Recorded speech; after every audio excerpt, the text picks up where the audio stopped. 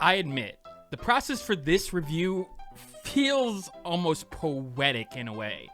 The circus is known to be a spectacle, almost out of this world. And given what happened during the process of this review, and how I continued to juggle the review over and over again, yeah, it sort of makes sense that it ended up like this. This review isn't going to be like my normal reviews and first impressions, at least on the surface. Amazing American Circus released today on August 16th, 2021 for the price of $19.99 and is available on the PC, specifically Steam. It's a card game in the form of an RPG, and no, it's not a procedurally generated roguelike. It's a straightforward RPG with upgrade paths. The events here are not randomized, and it puts you in the reins of a new circus owner trying to entertain the masses with a series of clowns, freaks, and math-based calculations. Yes, math. But before I begin this review, this key was obtained from the developer-publisher, Curator, for the purposes of review. That won't change my opinion of the game in the end, but you should know that because of FTC guidelines, as well as the whole morals thing, you know?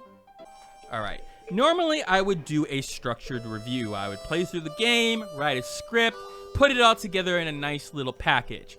But due to the circumstances behind the review period of this game, I'm not going to be able to do that for you. If you're expecting a score in my enhancers, you're not going to get it here, and there's a very specific reason for that, which I will get to in a bit. I do want to give you the basics and a little bit more of the meat of the game before I go into that specific element, but realize that there is a reason for that. So, this is an RPG where you take control of a circus, and you are basically going around the continental US trying to earn fame. You're earning fame basically because your parents left you the circus, and well, you didn't know exactly what you wanted to do with your life, but the whole $100,000 if you end up winning this big competition, yeah, that was a good motivating factor. Now, you go around to places like Knoxville. This is about 45 hours into the game, and by 45 hours, I mean I've got 45 hours in the game. This is only halfway through the second act, and I haven't exactly beaten the game. Again, more on that later. But I go to a city in order to perform, and you do that in the Big Top. The Big Top is where you will actually do the battles of the game, and these battles are going to range from 3 acts. They're going to have different performers, which you can choose. Now, sometimes you'll have performers that, you know, are not with you, like our namby-pamby Forzen here, who's our clown. But for every specific battle, you have to choose 3 of them. And you'll notice on the left here, we've got a lot of classes. We got a strongman, an aerialist, fire eater, a fakir, animal tamer, illusionist, counting chicken, mime, face changer. One of the strengths of the game is that there's a lot of classes, and that also applies to the enemy types. As you can see here, the audience is our enemy, rat catchers and a Yankee. So I need to construct a crew for this specific city for this performance. Now, normally I would try to figure out exactly who to bring based on what I know about the audience and, you know, everything like that. But for the purposes of this review, I'm going to do things a little bit differently and choose some of my favorite characters. Like Robbie, the Master Safecracker, who's a counting chicken. You heard me, counting chicken. We'll also choose a good character to give you an idea of how specialized the classes are. So I'm going to choose Ruby the Songbird, aka our aerialist. And I need somebody to be able to protect these guys, so I'm going to go with the strong man here, Biggie the Sasquatch. Seems like a good crew. Now, we got 2 acts, and each act you have misfits. They are enhancers of sorts. They'll be able to enhance certain key features of your performers or be able to recover at certain points in certain acts. I'm going to start off with the Lizard Man in Act 1, who will make it a little bit more easier to impress my audience, and then the second one I'm going to try to recover things with Lillian's Ghost.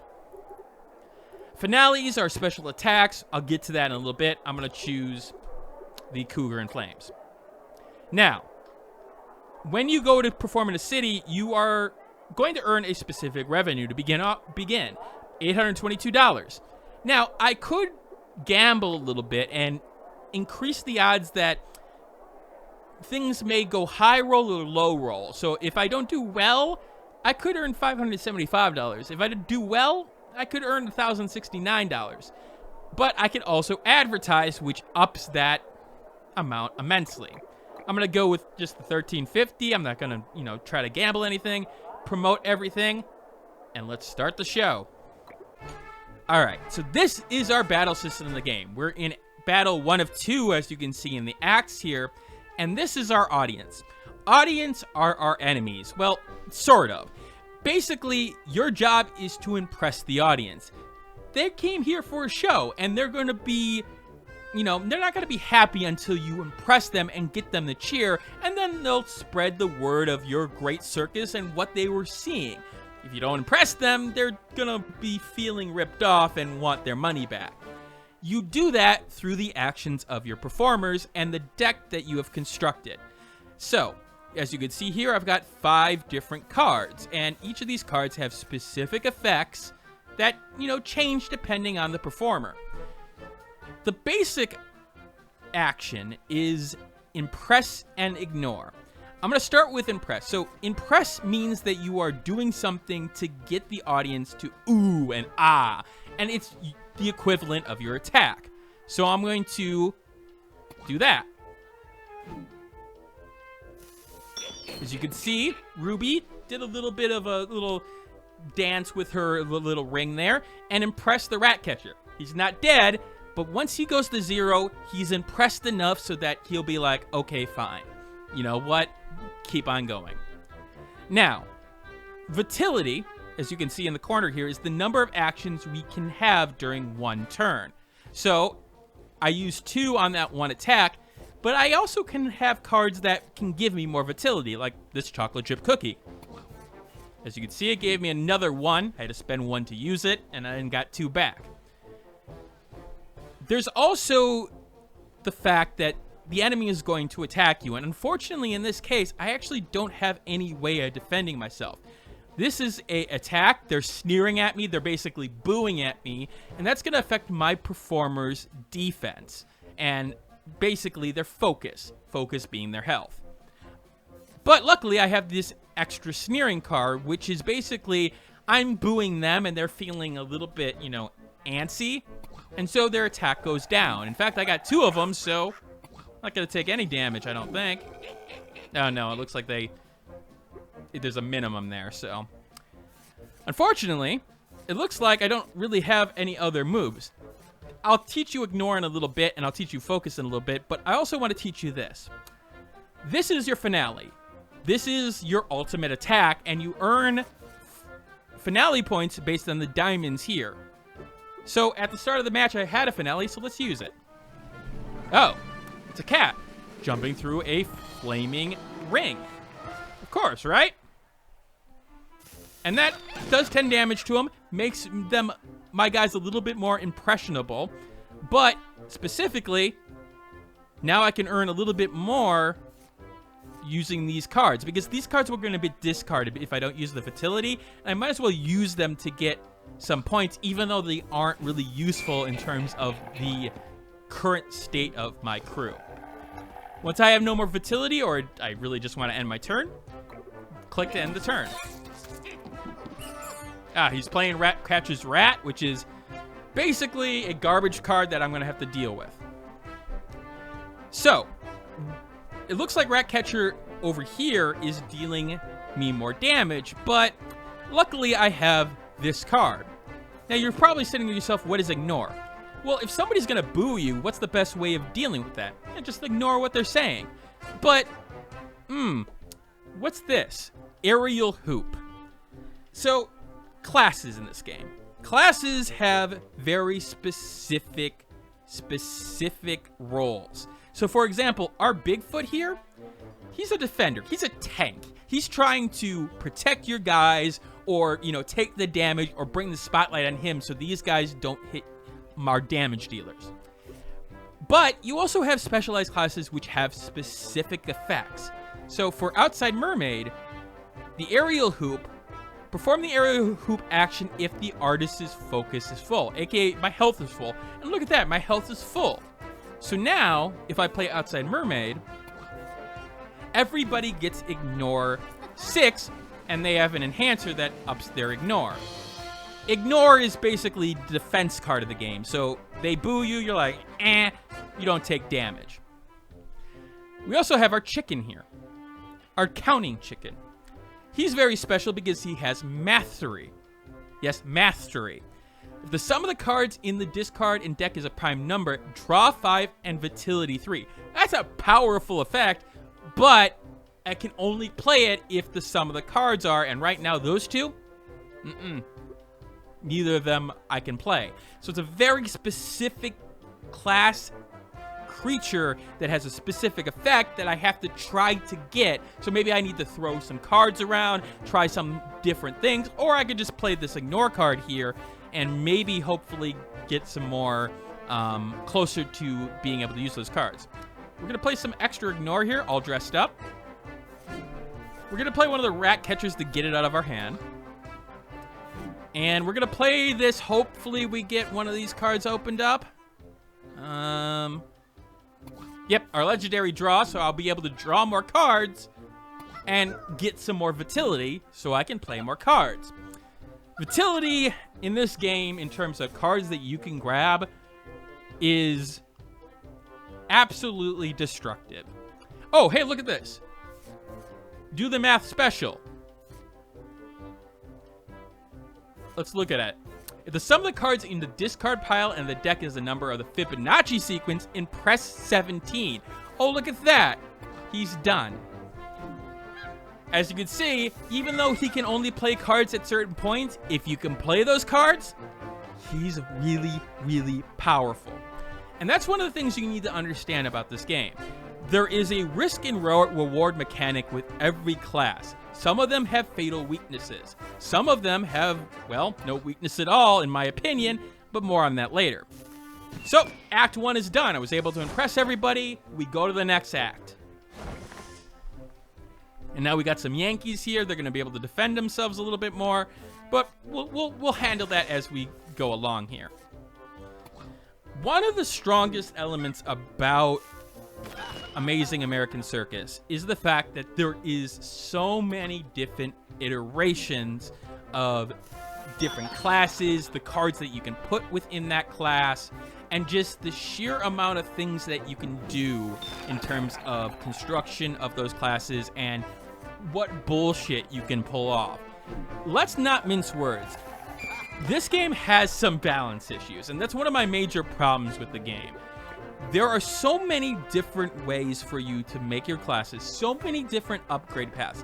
There is just so much content within the construction of the battle system in the game that, I'm sorry, even Hearthstone, even Magic the Gathering, even the best designers in the world would never have been able to balance this. And there's a specific reason for that. There's just too many permutations that you would have to take care of. And the game doesn't really apologize for that. The fact is, it's supposed to be over the top. With that said, I will admit something here. I mean, it's easy to a certain extent, especially if you know what's coming. If you know what a Yankee does, if you know what a rat catcher does, if you choose your classes based off of what is coming over, you'll do great. You'll do absolutely fantastic.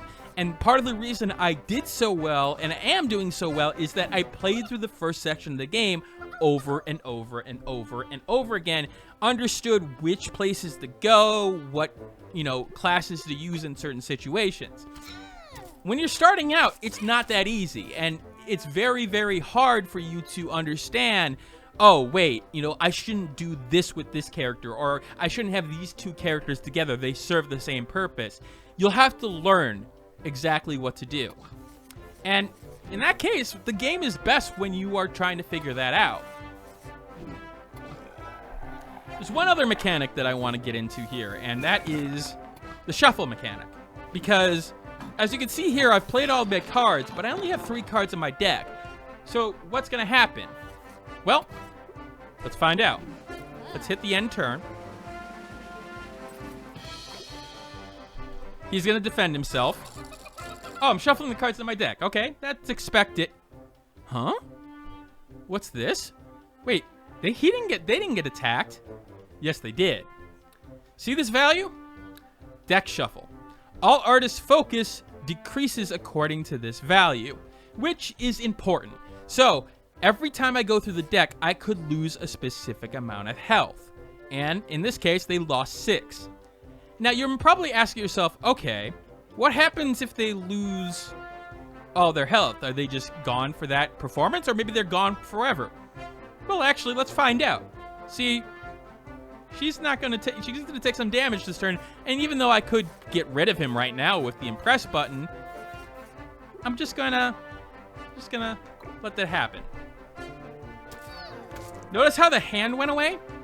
Well, she was defended once. This hand defends you once for that health, but the second time around, something else happens. And actually, in fact, I'm just gonna end my turn.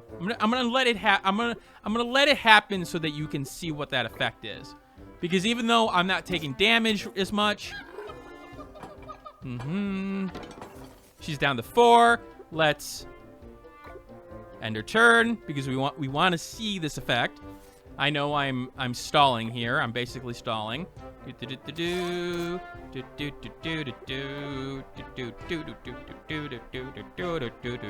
get to hear me. So Biggie went to 0 health again, and he didn't have the hand. He loses a card, which, okay, that seems like, okay, that's fine, right? You're only losing a card for that battle. Here's the deal. And I got to do it for her, too. Remember, you take 5 cards, and each of your performers usually have 5 to 6 cards when you start a performance. For every card you lose, that means you're shuffling through the deck more and more, which means that it's more likely that you're going to be doing it every turn, which means that things are going to multiply. It's going to be like a boulder rolling down a hill, and it's going to hit you in the face. Now, luckily,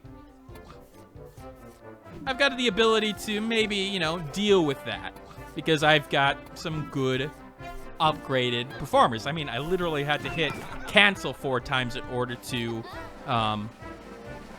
take some damage. I could have finished him off, but for the purposes of this review, I'm making sure that you guys know what's going on. There we go. And performance is done. Excellent. Things look good. We beat him. Everybody's happy. Everybody's going home happy. Everybody gets a little bit of experience. We get some money. And there we go. Great. Wonderful. That's the first part and the main part of the game. And we can't perform in this place again because, well, why would we? We're a traveling circus.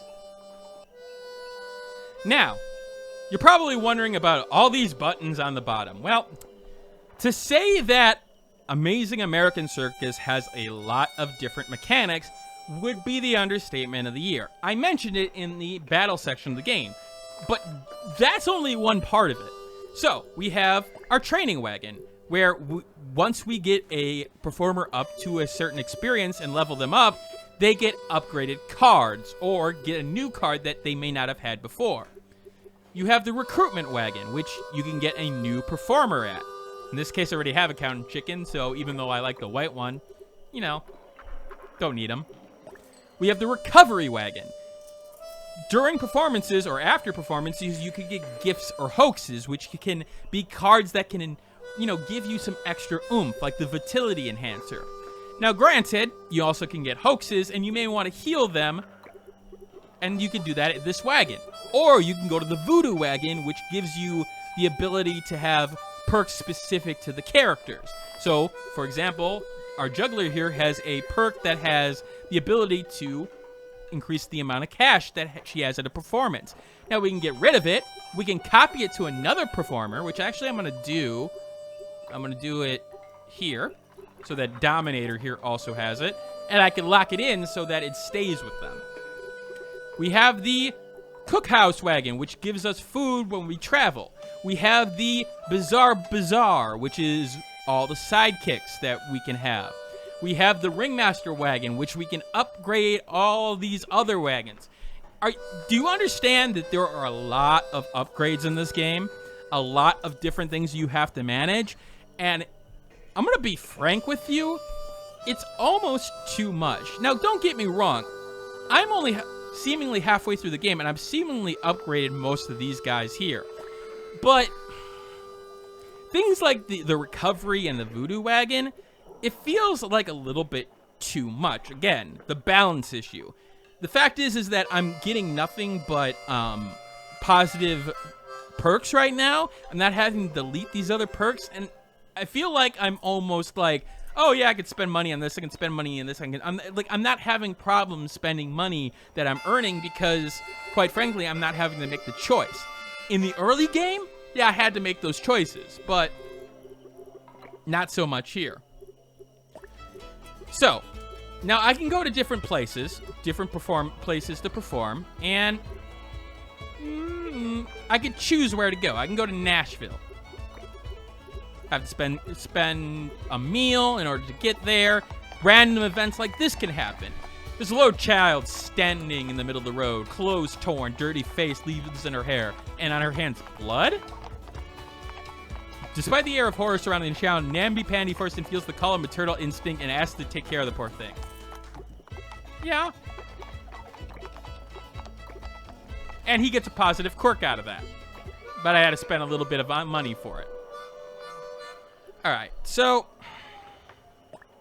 what else can I say about the game? Well, let's bring in our fakir, let's bring in our mime, and let's bring in our illusionist and do another battle and go into a little bit more detail of where I see the game right now. Because if you ask me if I had fun with the game, I did. I had a ton of fun when it was working. And that's the big problem that happened with this game. So I will put a separate video on the channel regarding this because I don't want to include it in this review. But what happened is that there were some saved game issues during the beta period. And I had gotten a review code 3 weeks before the game game was to be released. To say that it was buggy would have been an understatement. Now, most of them had to deal with saved games, and they had specifically to deal with things like the inability to upgrade performers, or the inability to use the voodoo tent. Or, in some cases, I wasn't able to do anything at all, and it was permanently locked on that saved game, which became a problem because that meant, well, that save file's screwed up. And it only really got in my hands for the fix 2 days before, not even 2 days, a day before the game was to go live. If this version of the game didn't come out, and it was supposed to be a day one patch, but I got access to it on a beta branch, this review would have been a lot different because of the fact that I would have basically said, look, I can't tell you anything about this game that I can permanently say is going to be the case, because the game was so all over the place in terms of the bugs and the things that I was experiencing, that everything was affected by it. And it's also the reason why I can't give you a score for this game in terms of my normal buyability rating, because of the fact that early experience, that frustration of playing through the game over and over and over and over again, and then running into those bugs over and over again, it still affects me to this moment where I'm like, there were parts where I hadn't understood this hand thing, where it's just basically a one-time defense of protecting your cards when you lose your health. But I was wondering, wait a minute, I went to 0 health. Is the game bugged? Because I had seen so many bugs during that period. And I can't say the game isn't bugged as of right now. Those saved game bugs, I've tested it. Seems to be fixed. I still see visual bugs now and again, but those are visual bugs. They're not that important in the big picture. Yeah, I would wish that they were taken care of, but in the end, they're visual bugs. They're not too crazy. But I really wish the game would have maybe delayed things a little bit, just for the sake of, I don't want to say myself, but just for the sake of putting aside any other problems. Because let's face it, when you're experiencing things that are breaking your saves, what can you do as a reviewer? So, now, what I do really also like about the game is the story. The story of these performers and the little side events that happen are really entertaining in certain ways. They are not necessarily... You know, it's funny. It's funny when you come across your own a bug that happens within your game just after you spent... Yeah, so right now, I have 0 fertility. I've got 1 point. I should be able to end my turn, but I can't. These are the bugs that I'm talking about, and this is where the absurdity of some of this stuff has happened. And unfortunately, it doesn't look like I can... I try my way to get around it. Sorry, game's bugged. Okay, so that was fun, because now I gotta basically start over again. But you know what? We're gonna travel to Frankfurt here to show you maybe a more story-based element of the game. Because again, the story is a big part of this game, because it's sort of interesting. Mr. Well was supposed to wait for us here. Mr. Will was supposed to wait for us. Now, you can choose your character. For one run, well, actually, many of the runs that I chose my crab friend, Carlito. You can see him on the screen here. Because I found it hilarious to have a crab running things. But when I was having problems with the bugs, I changed it to the default Carl, you know, the default picture here, because I wanted to minimize some of the effects. That scumbag. There's voice acting, reasonable voice acting, honestly. So, $1,000. I gave $1,000 to somebody to try to, you know, get them to do something here, but he did mention something about Miami to That is where we're going. We gotta go all the way to Miami. Oh, give me a second. I think I gotta cook like 200 things in order to get to Miami. As you can see, you could cook. Traveling in this game, you need food. It's pretty simple, especially when you've got all the cash in the world. Let's talk about the music. Music, it's all right. Nothing to write home about. It does a good job of filling the gaps in and making it seem like the game has got some interesting things going on in terms of, you know, this sort of bluegrass that's happening here right now. But it's not anything that I would, you know, write home about. It definitely enhances things, but not to the point where you're sitting there going, yeah, I know I have to play it for this. All right, oops. 1, 2, 3. You can travel 3 at a time in order to move places, so I'm just doing that.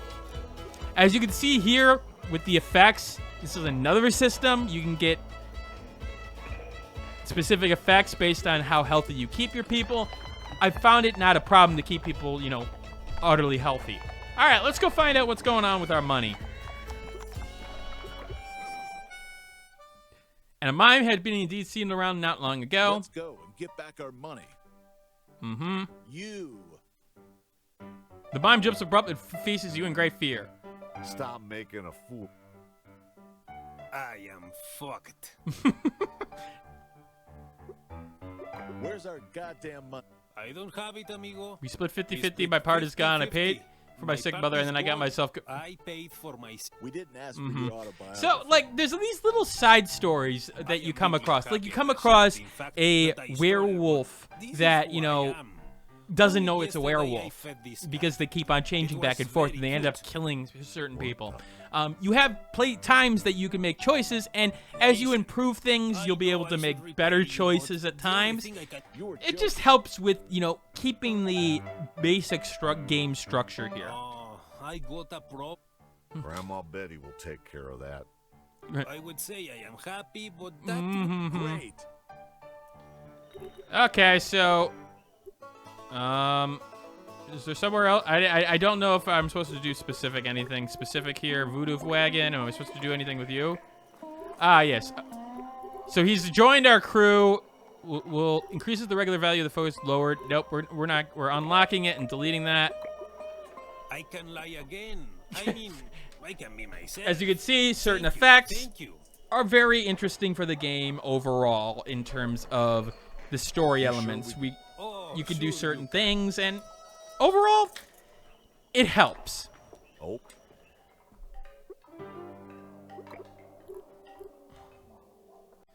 So what you have is a game that is good at what it's trying to do. It's trying to have something replayable at an RPG level, something fantastical, something with a lot of choices that you can make, and it does those choices well, even if I question the balance at times.